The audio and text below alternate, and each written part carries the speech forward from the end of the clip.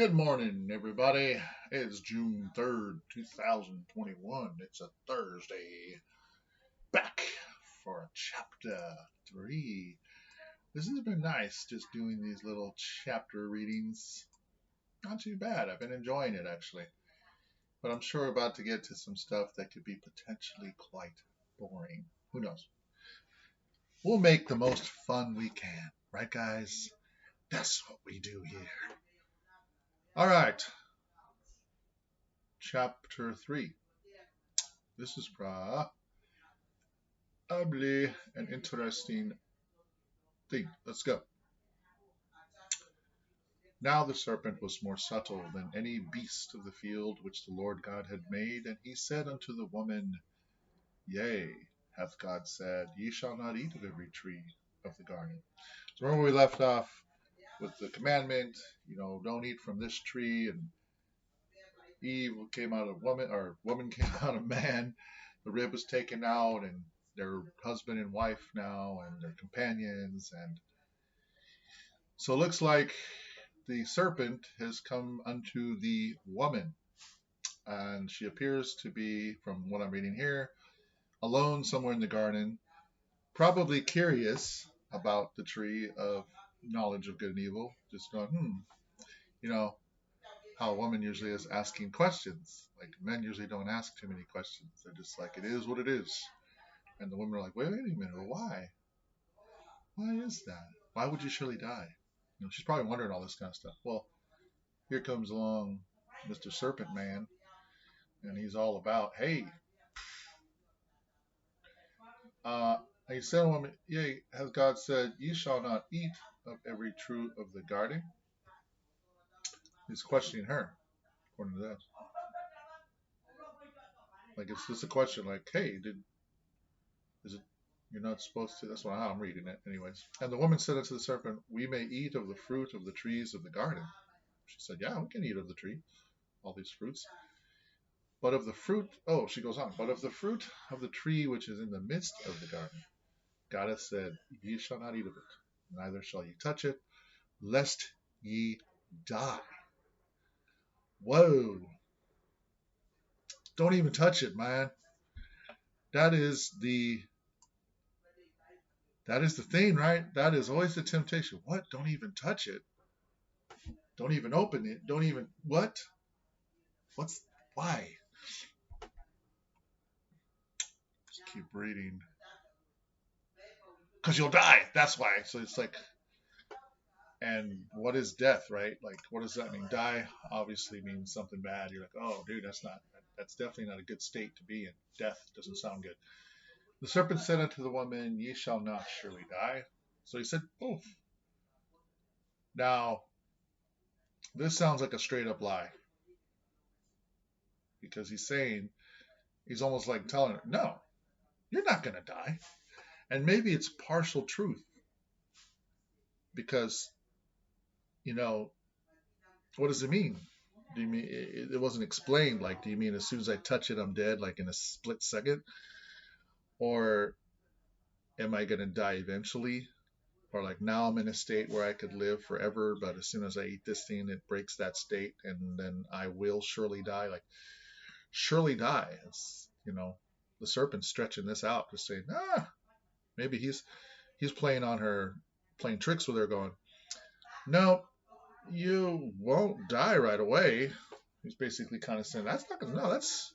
He's kind of like kind of pointing out maybe like he's trying to fool her, but he's like saying, nah, you're not gonna die. Watch, And this is probably how he kind of almost proves himself, because I wonder. Let's see. We'll read some more. I'm curious.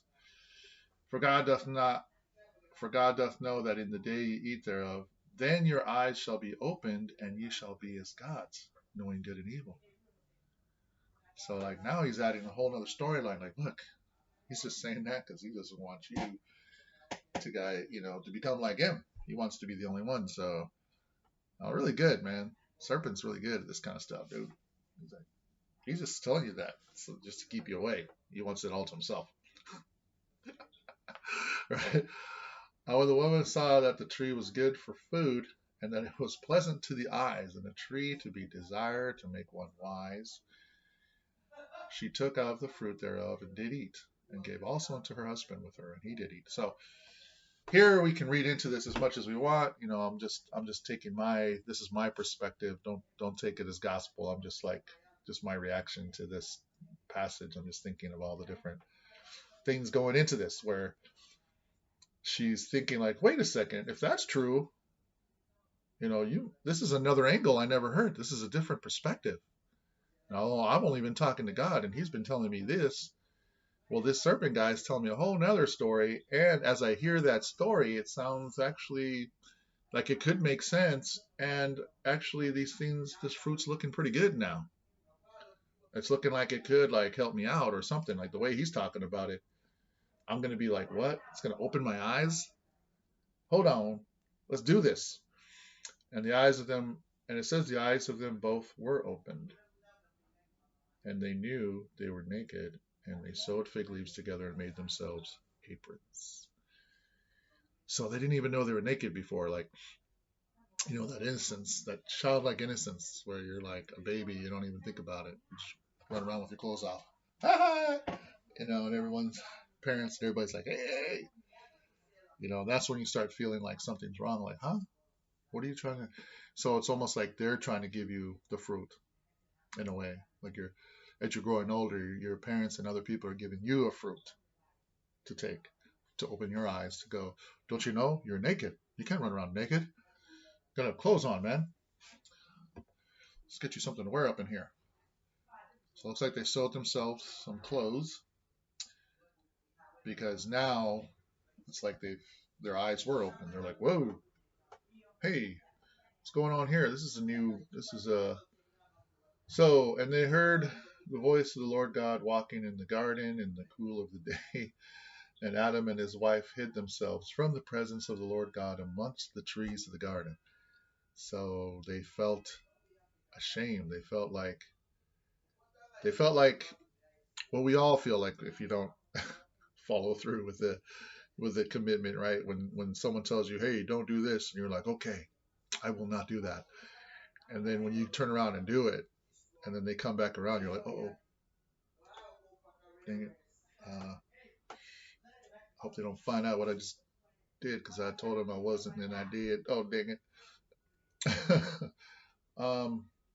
And the Lord God called unto Adam and said unto him, where art thou? And he said, I heard thy voice in the garden, and I was afraid because I was naked, and I hid myself. And he said, who told thee that thou wast naked? Hast thou eaten of the tree whereof I commanded thee that thou shouldest not eat?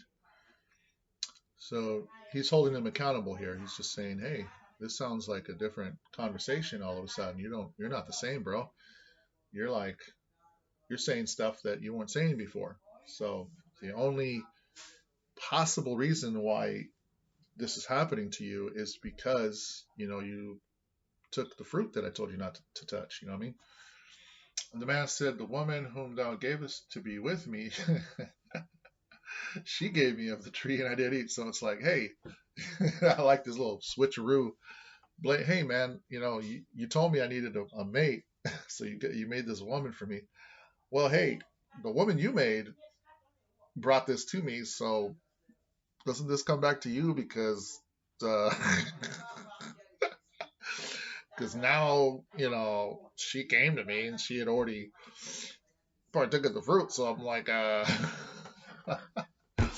so it's interesting, just this part.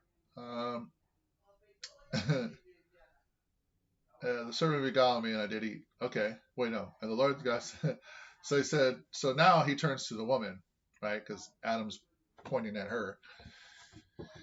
And the Lord God said unto the woman, what is this that thou hast done? And the woman said, the serpent beguiled me and I did eat. So now she actually does have more knowledge. She's like, I kind of see what's going on now. Like she's seeing a bigger picture. Like I see what the serpent did to me. I see I see the tricks he just did because now I know my eyes are open and I'm seeing the tricks of the trade. And the Lord God said unto the serpent, because thou hast done this. So now she's turning around and blaming the serpent. So all of this is kind of like Adam's looking at like the woman, gonna say, hey God, you gave me her, and she's looking at the serpent, hey God, I don't know how you let the serpent in here, but he's here. So what's his role? What's going on here? Because he kind of tricked me. So that's what we tend to do. We try to find a way out of the mess we've made. Like we try to think, oh man, there's some reasons why I made this mess. Maybe we could focus on that instead of the fact that I messed up. So now, yeah, the serpent, he is a tricky guy. So the Lord God said unto the serpent, because thou hast done this, thou art cursed above all cattle and above every beast of the field. Wow, this sounds bad. Upon thy belly shalt thou go. And I just feel like a sadness, like a emptiness, and dust shalt thou eat all the days of thy life. Wow, that's like a.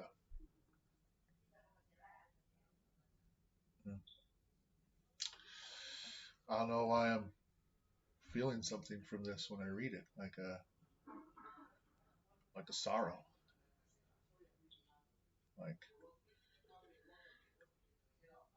like a sense of, hey,